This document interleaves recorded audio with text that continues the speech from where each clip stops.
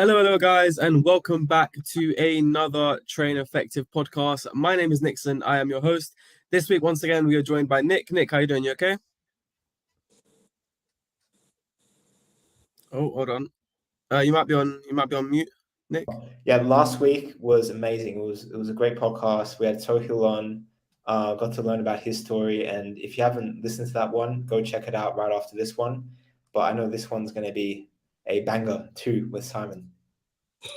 Yes, indeed. Because we do have this week National Scout and Train Effective's very own Simon O'Neill. Simon, how you doing? You okay? I'm good, thank you. It's great to have you on. It really is. Now, I actually wanted to start by asking what it's like to feel like a little bit of a celebrity. Now, I asked that because of the video I'm about to show you guys. If you haven't seen this, the video I'm about to talk about. So, because this video on TikTok currently has 5 million views. So check it out. Just beat me, go on. Doesn't matter how. Go on. Difficult skill or no? No. Does it work? Is it effective? Yes? Start thinking effective. See all this? It's for the circus. Yes? What he did works, yes or no? Yeah?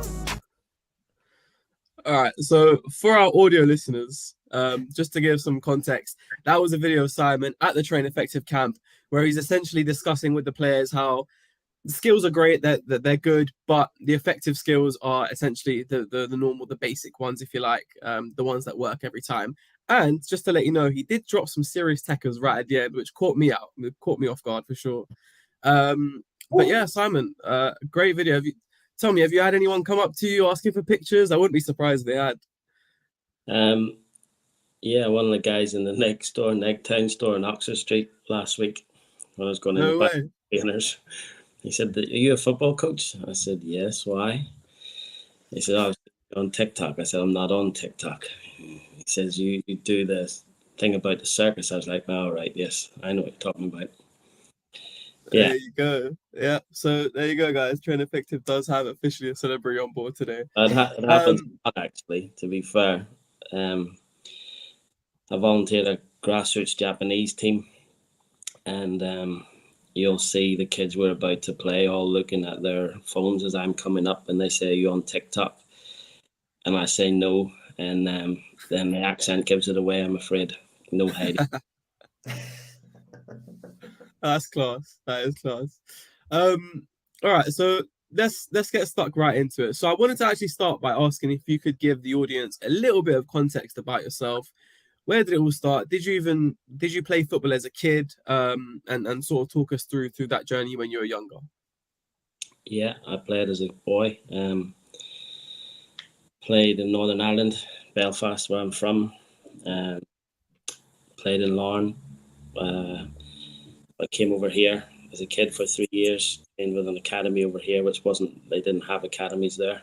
It's quite a big Premier League club, to be fair. Got released, wasn't good enough. Went back, played in a tournament called the Milk Cup, which is quite a big tournament. Played for County Antrim, which is once again where I'm from, and we got knocked out of the main competition, but ended up in the plate, which we won, beating German teams, I think a Brazilian team. We beat Rangers from Glasgow in the final. And a couple of us moved abroad to England and to Scotland after that. So I moved to London and signed a pro, but had to do A levels alongside of it. Otherwise, I wouldn't have been allowed to come by my parents. So I had to train a couple of days a week and go to college a couple of days a week. Unfortunately, I got injured. So I've done my Achilles twice. So the career probably never got to where I was hoping or expected it to get to. Fell out of love with the game for a couple of years. And then a guy called Roy Coleman, who was doing a bit at West Ham and a little bit of coaching at Pimlico and Queen's Park in London. Got me involved, reluctantly, I might add. And I found that I liked it, and it was nice to have a ball at my feet again, to be honest, and realised I'd missed the game. And also the kids seemed to take to me. So that was the start of that. And then did my first badge in 2002. And I've been working at all levels, scouting and coaching, all different age groups, male and female, for 21 years now, and haven't been out of work since, really. And so do you feel like because of the injuries, because of what happened throughout that maybe difficult spell, it is why sort of you saw the scouting and coaching pathway and thought that that's something that could work for you? Or was it just a case of because you were there, it just fell into your lap and you just sort of ran with it? I think I probably would have come back to football at some point, but it happened probably earlier than I would have anticipated due to Roy. So I have a lot to thank Roy for. And then it's a question of understanding what you're doing. My career didn't pan out the way it was, so now I try and help kids, be they boys or girls. And I'm probably not uniquely, but certainly in a good position to advise them. And the clip that you showed there earlier is more to do about simplifying their game, because lots of players now are caught up with YouTube and Instagram highlights reels, when actually it's about being effective. It's about end product, and the higher you go, if you have end product, you can help yourself to stand out. Well, I'd like to thank Roy from Train Effective as well, because maybe if it wasn't for Roy, we wouldn't have the great scout and coach that is Simon on board with us now. So let's get stuck into, your area of expertise now. And viewers at home, listen, get a notebook, get a pen, because there's going to be a lot of advice, a lot of tips coming your way. So Simon, say right now you're scouting a game. What are some of the key attributes and characteristics that you look out for? It doesn't have to be position specific, but it can be if you want. Balance. In what sense? So I'll watch a kid walking towards a ball, and I will make up my mind whether I think he can play or not. Now that will change over the course of watching him play in the game. But if you have good balance, you have half a chance of going either way. So you can beat somebody on the left side, you can beat somebody on the right side. You can strike through the ball properly, so your planted foot stays strong. You get the technique right as you play the pass or you shoot. Look at that, Train Effective just popped up, telling me I haven't trained in 4 days. Need to jump on it. He's talking about the Train Effective app. Yeah, it's literally just up. So you'd be amazed at how many people can't shoot correctly purely because their standing leg isn't well balanced enough. But hold on, if I can jump in here, Simon, you're saying, look, if I came into you're the coach at a club, I'm walking in, getting out the car, and I'm taking my few steps towards you to shake your hand. Are you saying from that point you're already making the judgment to say, how's this guy's balance? If it's poor, you probably already got a bad judgment of me. If it's good, which I'd love for you to define what's good balance, just walking towards you, you already made your judgment. I'm starting to make my judgment, yes. Okay, wow. So it's interesting that you've done some work with Kez the other day, and we were having a discussion afterwards, and he's trying to explain to his kids that who the person is that you're trying to impress, and it's not your mates, and it's not somebody from your demographic or from your area. For instance, if I'm looking at a 16-year-old boy from northwest London, he has to impress a 46-year-old man from Northern Ireland who has different outlook on life completely, different value set, And that's who you're trying to impress, because actually we have the opportunity to help you change the course or alter the course of your trajectory in your career. And I don't think kids understand that enough. I don't think it's put to them enough by people in my position, or by scouts, or by coaches, or certainly not by agents. It's interesting that you say that, because I was there as well at that training session, and what I found quite interesting is that, well, firstly, a lot of those boys were ex-academy players, or just players that played at quite a high standard. And one thing that I found interesting was that the majority of them, who had never met me, didn't know my name, didn't know why I was there, but more or less all of them came over, shook my hand, and said, "Hi, mate, you okay?" And I thought that that was quite impressive. That, like, they all, regardless of the fact they knew they were good footballers, they place value and importance on the other side of things as well. So do you know? Sorry to cut in, but do you That's right. Do you remember who came and shook your hand at the start? Because they all There did was so many. There was so many. I can remember faces, but So there was 7 that came and shook my hand at the start. So I know who the Wow. 7. Wow. As So a different value yeah. set. Okay, they shook our hand at the end, and that's cool. But that's just something. And to go back to your comment about balance earlier, Nick, as scouts, we get to a game an hour and a half before, and we watch the warm-up, and we watch how you interact with your teammates, we watch how you interact with your coaches, and that can put a tick or an X against you before you've even kicked the ball. Yeah, I think you're spot on. I think, listen, guys, what he's just said there, he's, well, obviously a scout who went to a training session, I believe, 2 weeks ago now, and he still now remembers that there were 7 players that came and shook his hands, and he remembers all 7 of those players. So, guys, there is a massive importance on, as well as everything you do on the pitch, but as well as how you carry yourself off the pitch. So that's definitely something to keep in mind, guys. So going off that, then, sort of similar question, but what are the characteristics and sort of mentality traits that you also look out for, while you're scouting a game? Bravery. People mistake bravery for tackles, particularly in the UK and Ireland. Bravery for me is about getting on the ball after you've messed up, not being scared to take another risk at the right time. Bravery for me is if you're a tricky small winger and you get kicked, you get up and demand the ball again. You don't remonstrate with the referee. You don't throw your arms around. You just get up and get on with the game.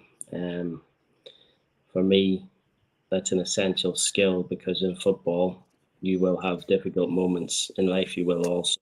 In football, you will fail repeatedly. And I need to know, 1, are you brave enough to try again? And 2, are you resilient enough to cope and push through? Simon, say, I've gone to many trials in the past, and I think, you spend weeks thinking about this trial. You think weeks about, you're going to get this opportunity where there are lots of people watching you, and that can include scouts. You rock up, like, you've done all your preparation, all your training, and then first 10 minutes of the game, and you lose the ball twice. Let's say I've lost the ball twice in the first 10 minutes. I already got my head in my hands, and I'm like, I come to you, Simon, because someone's off injured. We need a few minutes to recuperate. Simon, what are you saying to me? Simon, I lost the ball twice, mate. Well, we got 80 minutes to go in this match. How am I going to recover from this? Just calm yourself. So at the moment, you are playing in the past. The game's taking place in the present. So you can't affect the 2 balls that you've given away, but you can affect the next one. So for me, you play your way back into the game. And if that's a simple 5-10 yard pass for the next 2-3 times you get possession, then that's what you do until your confidence comes back. But also just remind you that the reason you're at a trial is because you have ability. Okay? Because you wouldn't have been picked for a trial without showing somebody some form of ability. So you have to get back to playing how you play, not how you think the people watching want you to play. That's a massive trap that players fall into, actually. We had a showcase game last week, and the majority of them were trying to overplay, thinking that was the way to impress, when actually, you'll get bored hearing this from me, but the best players make the best decisions. So going off sort of roughly what we were just speaking about then as well. So one thing that I actually found in myself, and I never played at the top level, nowhere near it, just at university, but I think it's quite relatable. I would play with my friends and just casual football, and I feel like I'm playing great. I'm doing really well. Come Saturday, come Sunday, I'm playing an 11-a-side game. The game kicks off, and I'm not the same player. I'm nervous. Maybe I'm lacking confidence. Every touch is a little bit shaky. I'm worried. What would you say to someone who is feeling like that, who they can play great generally, but when it comes to match days, they're low in confidence, they're feeling nervous? How would you sort of advise them to go through that? So it's the same thing again. Football is a decision-making process. It's a running game and a decision-making game. So you have to find something within yourself that can take you back to a place where you become confident again. Because ultimately, once you step over the white line, it is yourself who has to perform. Football, unlike other sports, there is much less involvement from coaches. So basketball, American football, for instance, they've got timeouts where the coaches can come in and help you. Plus, they're much less, so it's 12 minutes, 15 minutes, 20-minute quarters or whatever. Football, you're pretty much on your own for 45 minutes. Unless there's just a brief stop and play for an injury or something. But realistically, there's a lot more personal responsibility, I feel, in football than other sports, due to the more frenetic nature and also the less engagement that a coach has an opportunity to help. So basically, it's a process, the same way as taking a penalty would be a process. You have to find a way. You take 3 breaths, you put the ball down the same way, you take 4 steps back, whatever that might be. And you would do that before you go out on the pitch. So then, like, on the pitch, maybe try to keep it simple, but also before you even get onto the pitch, is it a case of how are you doing mentally? How do you feel going onto the pitch? Yeah, which I think is very important. Sorry, go on. I think mentality now is becoming much more prevalent. And I think, yes, you have to find a place within yourself where you're happy and confident to go out on the pitch. And if you can do that before it, great. And then by all means, if you need to play your way into the game simply and sensibly, then do so. Because it's much better to do that than to do what Nick was saying a couple of minutes ago, give the ball away a couple of times and then panicking, and then you're not actually showcasing yourself in your best light. Yeah, hearing you say as well, obviously the mentality has become a lot more prominent in the game now. I think in the last week's podcast, we were talking about how, 20 years ago, even the top clubs didn't necessarily take your mental well-being and how you're feeling in your own head seriously, and it wasn't taken into consideration in terms of like how you perform on match days. Guys, if mentality also is something which you feel like you might be struggling with, on the Train Effective app, we have the mentality classes which are led by Rio Ferdinand, so make sure to go check those out. I found them to be a really big help. So moving on to sort of a different question now. This is something which the audience have asked as well. So with the experience that you've had of what you've seen, would you say that sort of being 16, 17, 18 years old, around that age, is that too old to be scouted? Is it generally that you're scouted at a young age, or what's the oldest player that you've scouted yourself? Well, the role I'm in at the moment is slightly different because now the boys I'm scouting are all playing in professional academies or teams. But no, it's not too old. You just have to look at Jamie Vardy. But previous to that, Ian Wright was a late bloom. Les Ferdinand as well. So Stuart Pearce also, he was an electrician till his early 20s. The there's no distinct pathway. Michael Beale, who's with Chelsea when I was there, is now Rangers manager. He has a great saying about only the select few take the elevator, everybody else takes the stairs. And what he means by that is there's not too many Rooneys or Sterlings who go straight from 17s to first team football. Everybody else has to take the stairs, whether that's via loan moves, whether that's via non-league football, whether it's going abroad to test yourself in a different environment, with a different culture, with a different language. So no, it's not too late. The oldest one, there's been two. One's playing at a championship club at the moment. Had never been in the system. Good player, doing very well. And the other is playing in a third division club in Europe. Excuse me. And once again, hadn't really been in the system, but a good player and a good kid. And both of them, what sets them apart, I would say, is that they have great mentality. They've taken the knockbacks and they've went about working harder, training harder, putting themselves in positions to get seen. I think that's what people have to realise, is that you have to aim at the next level up.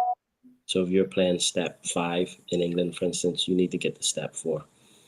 If you're playing step 4, can you get to step 2? Because you get to step 2, now you're 2 off of Football League and people will start looking at you if you're doing well.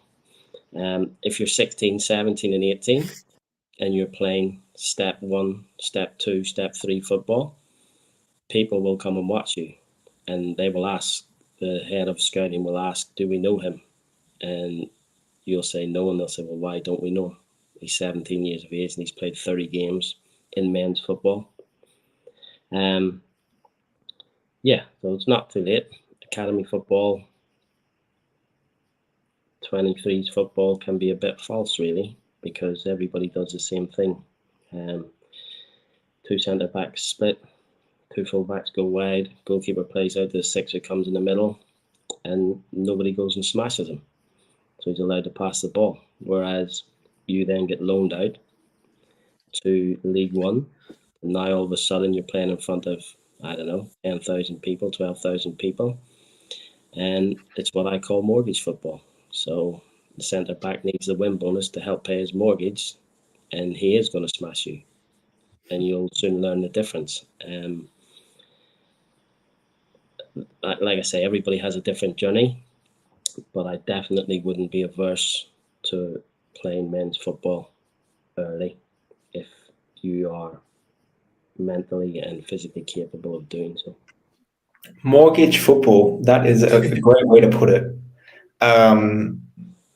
Because I've had experience with this where playing at a semi-pro level where, maybe you get a few $100s a week or even a month. But I remember playing in Holland, in Amsterdam, and I was in a team like this where I think per win you'd get something like 150 euros or something like that. But if you're playing 3 or 4 games a month, it sort of adds up.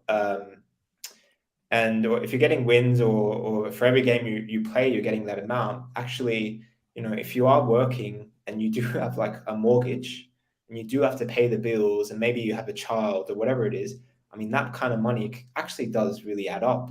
And then that's why, if you are playing step 2, 3, 4, 5 level in England, which for people that don't understand, might be outside the UK, don't understand what step 3 means. We're talking 3 steps away from the professional league, right, Simon? Yeah, pretty much. England's slightly different. We have the deepest well of talent, would you say, because we've got 92 full professional teams, and then we have a conference with about 22 teams that pretty much are all professional. You go down the Conference South and Conference North, which is at the same level, I'd say 80% of the teams there are fully professional, and you can go down all the way to step 8, step 9, and people are still getting paid £50 a week. Whereas in other countries, it's slightly different because it becomes regional after sort of Division 2. So the UK, for that matter, is an attractive place, I suppose, to come and play, because you can still get paid even in what you might consider a lower level. But actually, you're playing at that lower level, you're still playing in front of 400, 500, 600 people, and there will be scouts at those games. Yeah, so just so people understand, like, you know, if Division 1 is Premier League, Division 2 is the Championship, Division 3 is League 1, Division 4 is League 2, Division 5 is the National League, Division 6 is Conference South and Conference North, and then things kind of go into more of these regional leagues from Division 7, 8, 9. So just so everyone understands, Division 7 is step 2, right, Simon? No, step 3. Step 3. Sorry. Close. Yes. My bad. Yeah, okay, close. But you got all these steps. So we're talking about all the steps outside of the main pro leagues, and that's why, like, if you think that the 8th or 9th division in English football is going to be a walk in the park, you'll be wrong, because players are still getting paid at that level. As Simon says, well, it may not be enough to, well, it could be enough to pay some of the mortgage, and that's why people are really fighting for those paychecks as well. So that's why if you ever come to England, you're in those teams, don't expect to walk in the park, because it is not easy, and people are going to be fighting tooth and nail for their spot. Massively. I also work at a step 2 club at the moment, and the players there are only in 2 days a week with a game on Saturday, but it is very professional. There's video analysis done of your games. You have your heat maps. You have highest sprint you've done, kilometers covered, etc., etc. So, like I say, it goes very, very deep down the pyramid in England. It is a pyramid system in England, going right up to the Premier League. So yeah, slightly different than other places. But like you say, in Holland you can get paid win bonuses and appearance bonuses. Same in Belgium, same in most countries.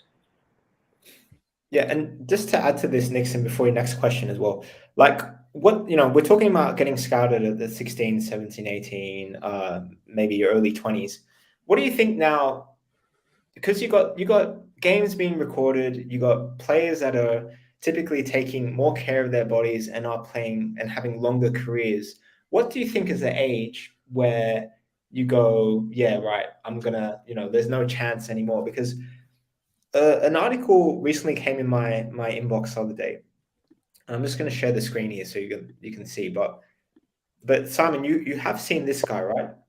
King Kazu. Can't see anything yet. Yeah, have you seen this guy before? Kazu, King Kazu. He's 56 years old. Yeah, I do know him. 56 years old, guys. For the podcast listeners, 56 years old. He has joined a Portuguese second division outfit on loan. He's been playing professional football for 37 seasons. He made his debut in 1986, guys. It's a lot of when some people's parents were born here. But yeah, like when I see articles like this with Kazu, I don't know, just random examples like Ibrahimovic playing until his 40s, or Ronaldo saying he wants to play in his 40s, or whatever, Tom Brady playing at 44, 45 in the NFL. Things like that, you know, do you go, well, yeah, actually you could get scouted when you're 28 or 33 or, you know, at an older age? I think it's difficult the older you get, obviously, let's be fair. But the reason why we have under 23 teams and why Spain has 8 teams is to catch the late developers. And there are late developers. Nathan Redmond, that when he was at Norwich, for instance, he was played down age levels, which he didn't like. But he's went on to go and play for England. The boy who was at Manchester United, now at Nottingham Forest, was the same one, the little winger. His name escapes me for the moment. Jesse Lingard, same. When Ferguson was discussing him, he didn't think he would make a breakthrough until 24, 25, which wasn't too far off. And once again, he's played for England, and he's still playing Premier League football now. So there are late developers, certainly. And like you say, with the more professionalism in the game, with nutritionists, with sports scientists, with personalised gym profiles and F&C trainers, etc., then there's no reason why you can't be scouted later. So what I'm hearing is that I've still got a chance, basically. I seen you pass.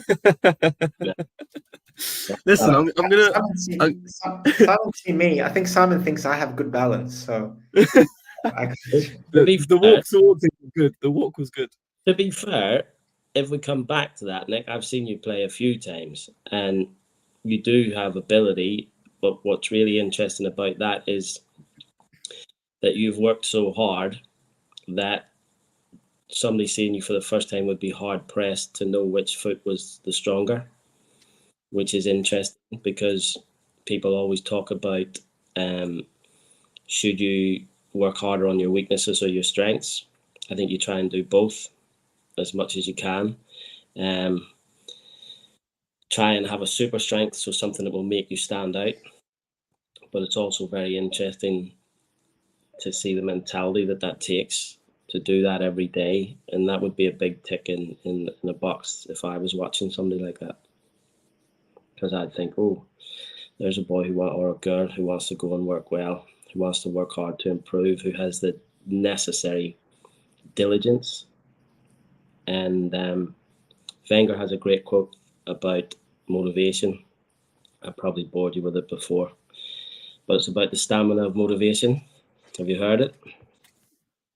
So he thinks the stamina of motivation is more important than the intensity of the motivation. And my take on that is that everybody can turn up to the first day or the first trial highly motivated. What do you like after you've had a couple of knockbacks? Are you still motivated after an injury? Are you still motivated to want to be a good learner after 200 games professionally? And they are the people who make it. They are the people who go to the top. They are the people who sustain careers at a professional level. And I think it's an interesting quote for many reasons. Okay. I mean, yeah, that's a great quote. Sorry, go on, Nick. Yeah, I'm going to say that, well, first I got a little bit of an ego boost, but I think from both me and Nixon, both of us need to actually participate in the next Train Effective camp and then get our scouting reports from Simon. That's not a problem. Yeah. Let's go. Like I said, guys, it's not too late. I'm gonna send you a highlight reel, and if you can, send it to your mate at Queen's Park Rangers, and we'll crack on. So, can I just something there, Nixon, before you start? Go ahead. We do get sent lots of highlight reels. It's very helpful if you give us a description of who you are, or else I'm not even going to look at it. I'm not going to lie. You don't have to have expensive software, but you could say I'm wearing green boots or orange boots or something that allows me to identify you, because you sent me a video that's 1 minute and 30 seconds long. I don't even know who I'm looking at. Really? Well, I mean, it's cool that you've sent it. It shows that you're thoughtful, but just do things correctly so that I can identify you. Otherwise, you've went to a lot of trouble for not a lot, basically. I mean, that's two very good takes for our audience members to get out of that. Firstly, about the Arsene Wenger quote: "Can you keep turning up when things are difficult, when it's not going your way? Can you keep turning up?" And also what you just said about the details matter. So even if it's a matter of you're sending a highlight reel to someone to see, put in your details. Make sure the scout you're making the scout's life easier, and that will work in your favor. People don't understand the massive amount that luck plays in football. So 2 Sundays ago, I was going down to watch a friend's boy play, because we were going for lunch afterwards, and his game was cancelled.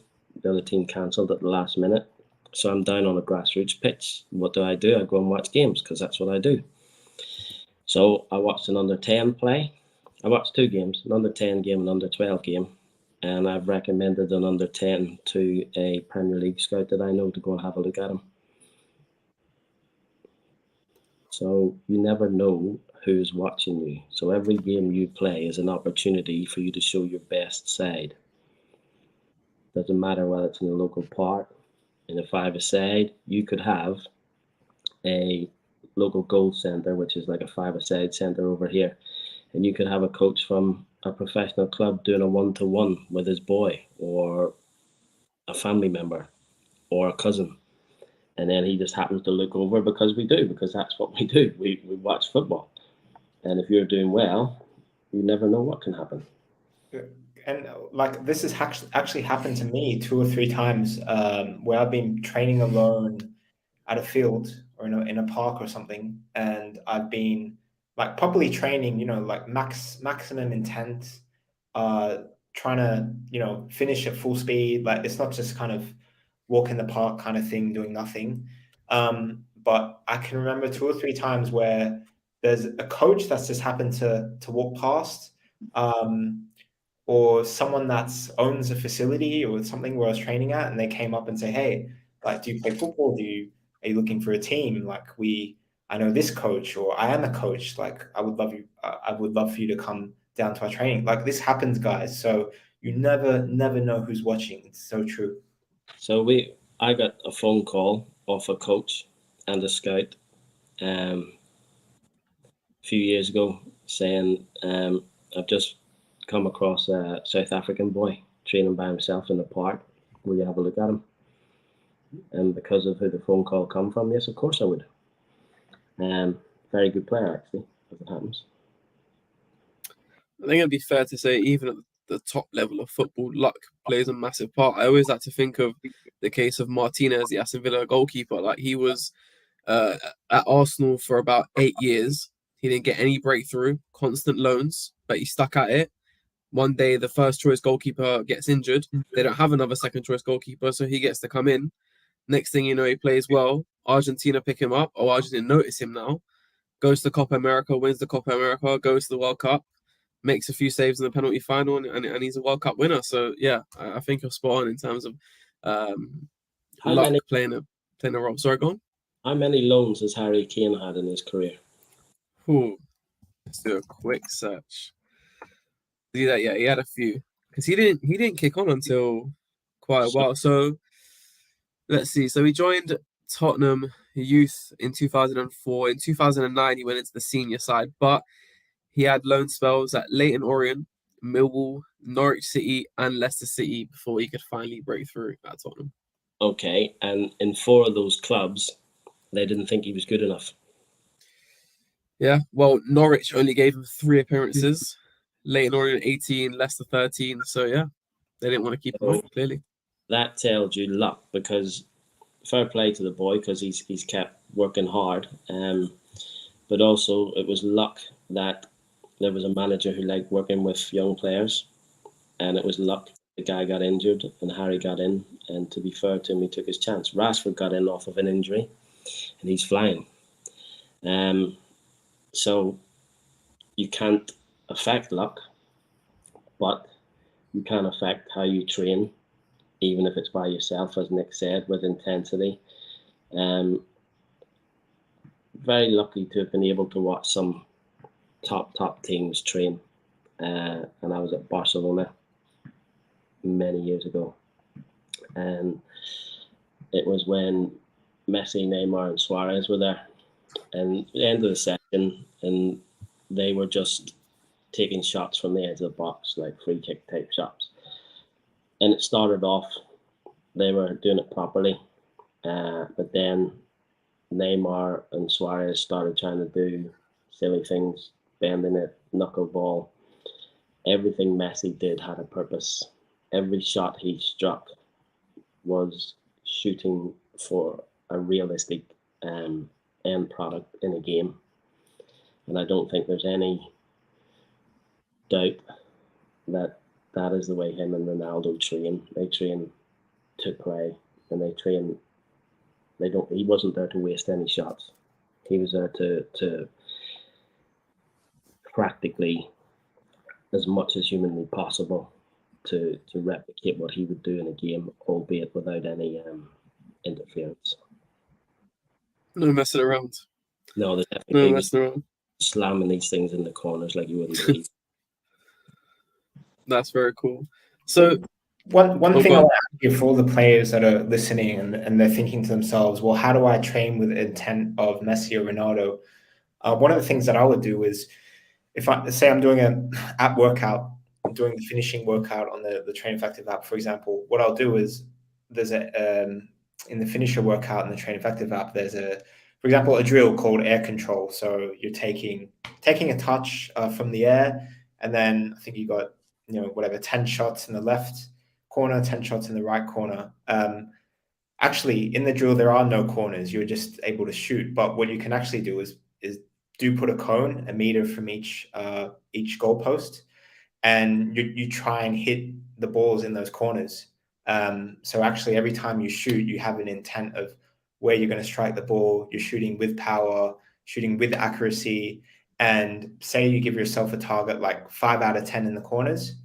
If you get 5 out of 10, you're good. If you get less than that, you gotta do 1 round of sprints or 10 push-ups or whatever it is. So you just get yourself in that mindset of pressure, of something that at least tries to replicate that game sort of performance that you'll need. So just a tip for players there. So just to add to that, practice makes permanent. Doesn't make anything perfect, because football's an imperfect game. But the right habits, and if you ingrain them in yourself, so for instance, hitting areas, eventually you will start and you will hit it just wide, and you keep doing your repetitions, and you'll come back and you'll hit the post, and eventually you'll start hitting the middle of the goal. But hopefully, through repetition, hard work and practice, you will start hitting corners. And once you do that, there's a thing called myelin, which is in your brain. And every time you do something good, it creates a neurological pathway. And then that neurological pathway stays with you forever. And what you then have to do is, after taking that away from under no pressure, you need to replicate that in game situations. And that's how our brains work. Our brains recognize patterns, and the pattern it recognizes helps you to make the right decision. Am I going to bend this in the corner? Am I going to strike through it with laces, etc., etc.? Practice makes permanent. I quite like that. And Nixon, I'm sorry that you can't get to your next question, but Okay. Simon, okay, guys, the word myelin, like 95% of people listening have never heard of this word before. But Simon makes such a great point about this. If you practice deliberately, you build this thing called myelin, which is in your body. Like, I'm not going to go into explanation right now, but for everyone that's listening, have a look at this video. I'm going to share it on my screen. I'll explain it to the podcast listeners. It's on our YouTube channel. It's called "Why Thousands of Hours of Practice is Not Making You." Why hundreds of hours of practice is not making you better. And the first couple of minutes of this video, you'll understand like what myelin is, how this is a cell in your body that gets better with deliberate practice. I'm just showing up my screen now, guys. Give it a listen, give it a watch, and I promise you'll never regret watching this video, because you'll take that for the rest of your life, because it's something related to building a skill, and whether that's football or whether that's learning the piano, like, this is such an important concept to know for everyone that wants to develop and improve. So definitely have a look at that. Why hundreds of hours of practice is not making you better on YouTube. Train Effective. Nice. Guys, make sure definitely to go check that out after the pod. Not only are you learning, you're also seeing a fresh-faced Nick from a few years ago. So make sure to go check that out. Are you saying old? What are you saying? It was just a video. It looks cool. not old at all. Not old at all, Nick. So going back to, again, your sort of area of expertise, if you like. So, and this was a question that we actually got a few times from our audience. Based on your experience, would you say that sort of the country you're born in or the country that you grow up in makes a difference in going pro? Or is it a case of sort of, you know, if you're good enough, you'll be found by someone somewhere? Difficult for me to talk about other countries and their working practices. Based off my own experience in this country, I think you will be found. I think it's very difficult to slip through the net now because you have pre-academy, you have academy, you have shadow squads, you have development centres. So even if you're not quite at academy level, you can be at a shadow squad or a development centre. And then if you do well, hopefully the ethos is that they move you up.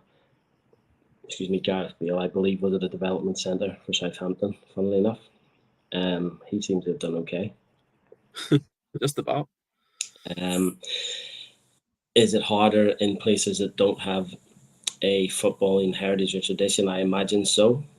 I think America, being a case in point, is quite a strange one because there doesn't seem to be a coherent pathway because they don't have promotion and relegation. They seem to have I was going to say, I'm going to be polite, an interesting way of doing things. And I think that makes it harder. But then, of course, they do have a college-based system, so that possibly fulfills some of that gap. I think in Europe, I think if you're good enough, mostly you will be found. But it's about, great word actually, deliberate practice. Massively, massively important. You're not doing it to look good. You're doing it to improve. And that clip you showed of me at the start, that was trying to get through to them that actually the best players in the world only have 2-3 go-to tricks.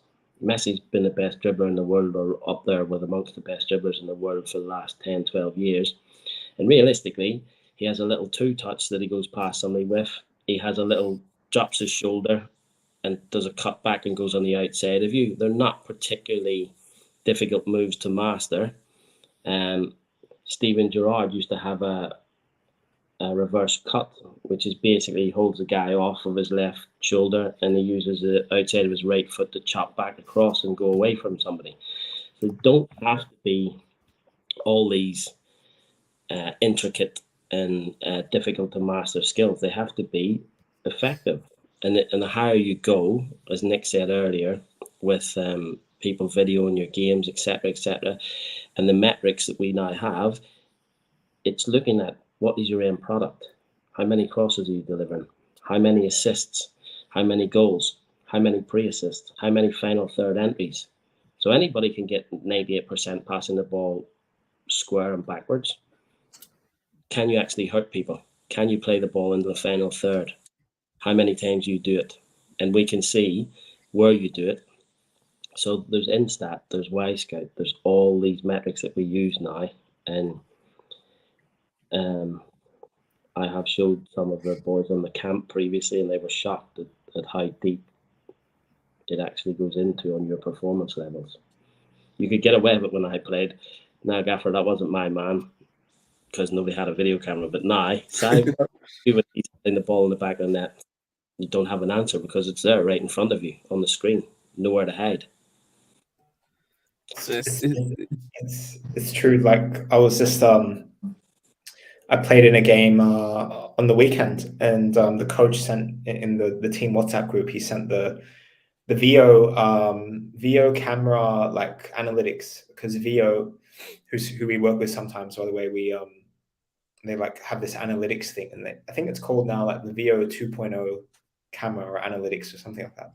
So anyway, like now after the match, like you have these reports of ball possession from both teams, how many passes you could string together, like analytics that you'd find in an actual proper like professional match that's being broadcast on TV. Those kind of analytics, man. And for that data that we have now in 2023, it's crazy. Like wow, it's an amazing time we're living through. And I just add, Nick, that you have to be a good learner in football now because of the amount of information you have.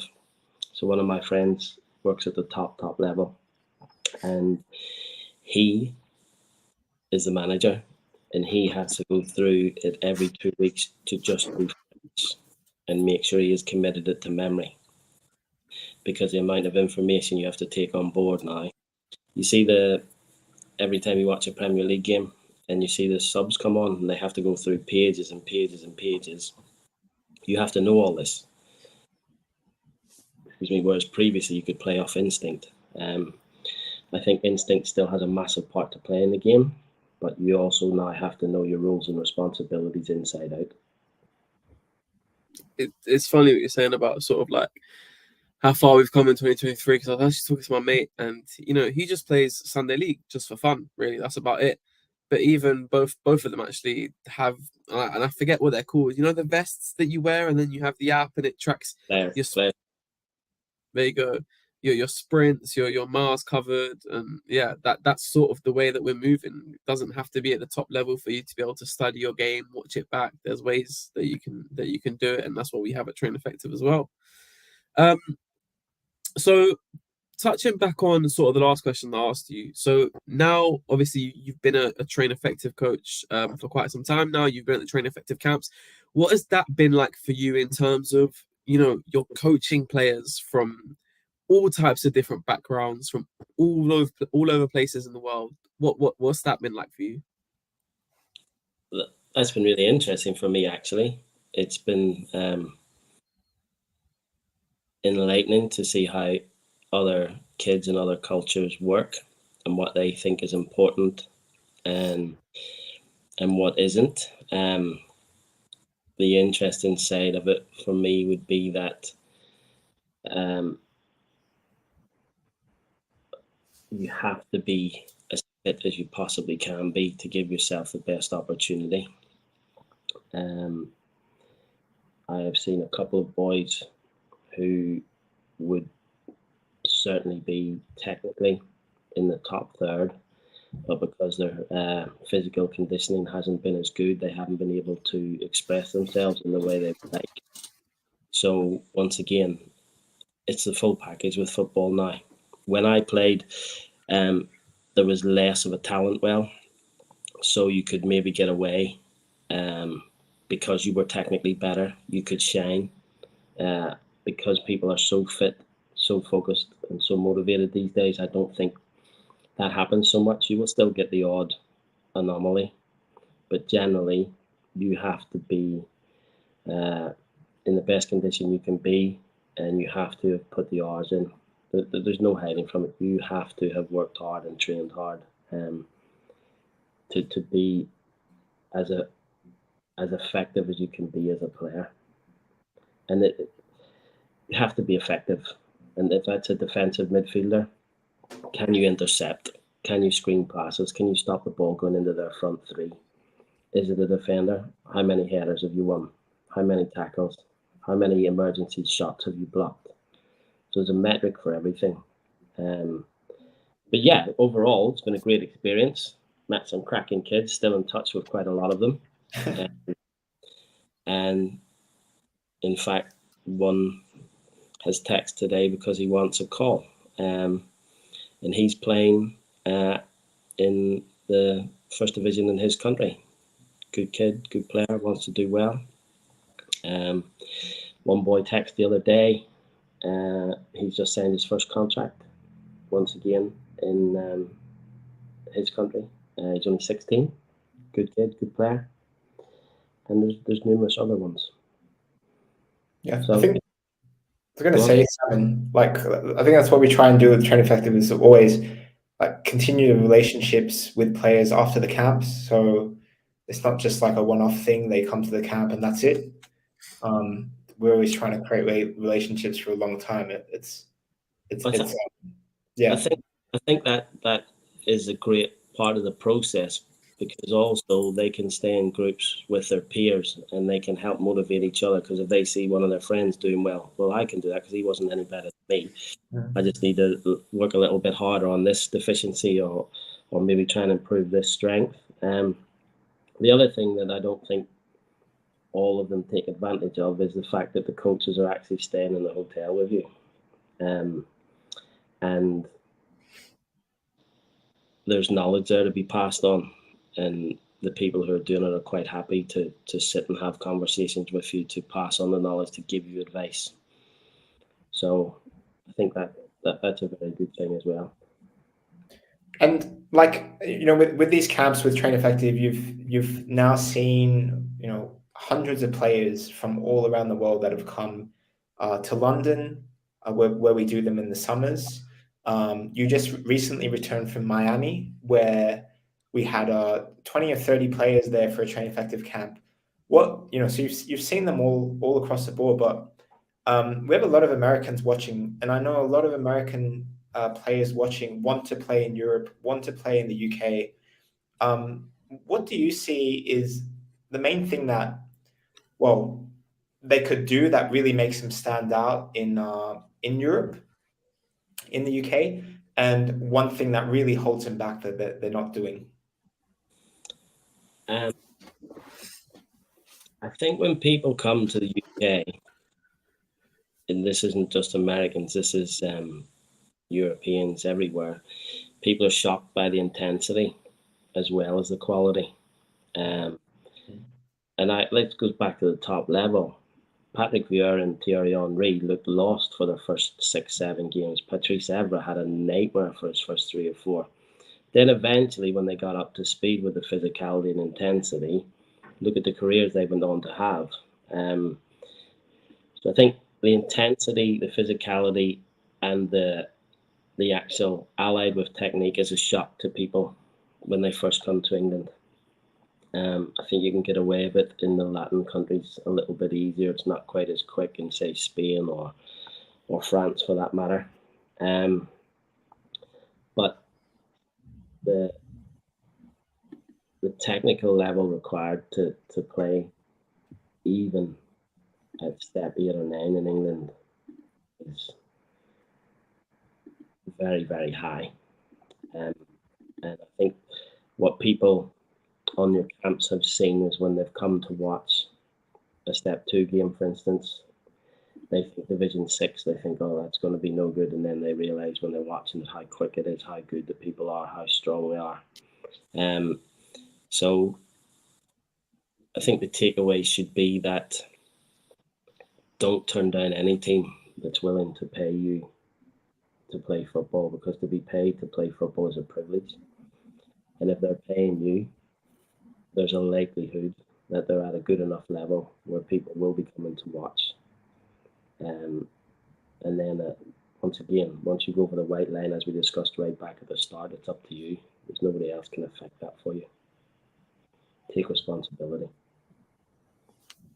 Nice. I like it. So I want to go back to something that you touched on earlier, as we recently heard the great news that I sorry if I mispronounced this name. I haven't heard it be said. I've just seen it in writing. It's Gel, I think it is pronounced, possibly. He was at our most recent Miami camp, and he's just now signed his first pro contract, as you said, at the age of just 16, which is, music to our ears. So he actually, we spoke to him after hearing about the fact that he had signed his first contract. He actually came out and said, and I quote, "Coach Simon had a big part to play because his advice were things I'd never heard of before, and it provided me with a different way of perceiving and playing football. I also believe that living and breathing football for 3 weeks at the camp put me in the perfect position to become a better player."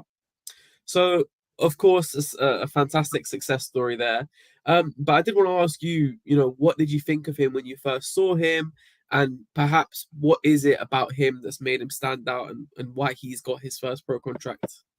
Right, I'm just looking for something because he sent me on Instagram. So we were talking by the pool, and we were talking about training and how to train and when to train and what to do if sometimes you're not feeling like it. I don't know if you can see this. You won't be able to see it probably, but no, you can't. He sent me a picture of a week, and it is -38, -36, -26, and -27. So that boy is going out and training, obviously in domes, but he's still putting himself out there to go and get to training, because that must be some harsh, unforgiving terrain. So his mentality is brilliant, frankly. And I wish him all the luck in the world. He's a good kid. He's got good ability. He's got good size for a centre back. And he was telling me how cold it was in his country, and I didn't believe him, which is why he sent that picture. And I was like, oh my God, that is ridiculous. Ridiculous. But there you go.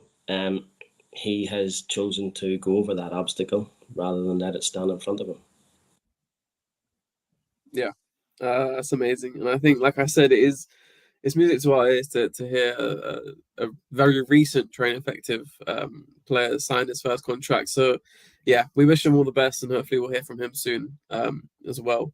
So let's now get into another side of the pod. So when of course, I've already touched on some of the questions that have come in from our audience, but let's get stuck into a few more that I've got from our audience. Let's try and make them a little bit more quick fire, if you like.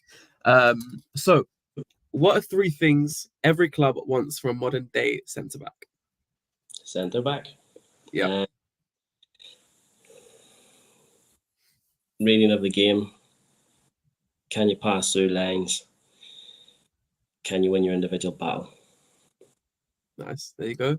What are some qualities that you look for in a striker? Depends on the system you're playing, but ultimately you have to be able to finish. If you're not quick, can you hold it? Can you set it? Can you bring people into play? If you're quick, can you make intelligent runs in behind? And what is your movement like to get space in the box? And then ultimately you're judged on scoring goals. Nice. What are some top tips you have for central midfielders? Pass the ball forward. Pretty simple and direct. I like it. If I don't get accepted at a trial, what can I do? So, for example, ask the coach why, things like that. What could they do if they don't get accepted? The majority of coaches will be happy to give you honest feedback. Take it on board. Don't sulk. I was released 3 times before I signed. So that goes back to resilience again. Okay, nice. And before I come on to the last question that I've got here, Nick, is there anything you want to add right before I ask the last question? Are you good? No, we're good. Simon's full of gems. Yeah. He really is. All right, so let's finish off the pod then. What are some things which impresses you as a scout, but don't necessarily require any talent? If that makes sense. Hard work. People think it's a given, and it should be a given, but it isn't. So, can't remember if it was Cruyff or Guardiola. They expect you to run. They expect you to work hard.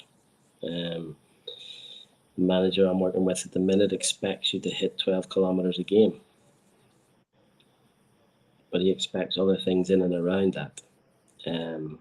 But I think, look, if we go back to what I said earlier, everybody wants to be a footballer, which means there are millions and millions of people who will take your place tomorrow. Are you prepared to outwork them? Not just away from the pitch, but on the pitch. Are you prepared to still work hard if your team's getting beat 3-0 down? Because people can down tools and it can become a rout, or I can be sat in the stand, or somebody like me sat in the stand watching you working extremely hard to try and recover balls, to still do your job, even though other people have given up. And I'll be thinking, you know what? I'm going to watch him again. I wonder what he'd be like in a decent team, or she for that matter. Well, there you go, guys. Hard work. It's the minimum requirement. Not just in football, by the way, but in most sectors of life. And I think that is a great note to end the pod. Simon, thank you very much. You've been an absolute gem of a guest today, and I'm sure, guys, if you want a part 2, let us know in the comments, and we'll make sure to get Simon down for a part 2. I'm sure it'd be great. And also, if you do want to actually talk to Simon up close and personal, make sure to check out our upcoming camps in 2023, where you can grab a hold of him and ask him any questions that it is you want to ask. As always, make sure to subscribe to our channel. There's a lot more content and podcasts on the way. If you're on Spotify, make sure to follow and check out our socials, which will be in the description as well. Until next time, thank you.